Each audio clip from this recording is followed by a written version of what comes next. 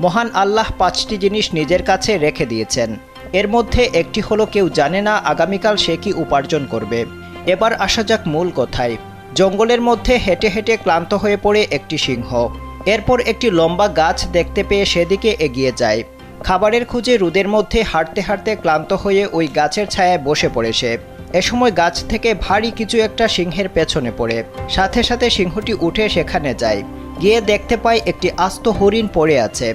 কিন্তু হরিণটি কোথা থেকে এলো তা বুঝতে না পেরে এদিক সেদিক তাকাতে থাকে বনের রাজা। ঘটনাটি ঘটেছে কেনিয়ার মাসাই মারা অঞ্চলে।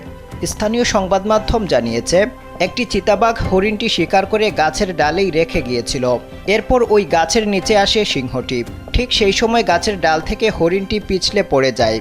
শিকার না করেই হাতের কাছেই শিকার পেয়ে অবাক হয়ে যায় সিংহ। মহান আল্লাহ মানব সৃষ্টির পাশাপাশি তাদের প্রয়োজন পূরণের জন্য সব ক্ষেত্রেই সৃষ্টি করেছেন জীবজন্তু ও উদ্ভিদ।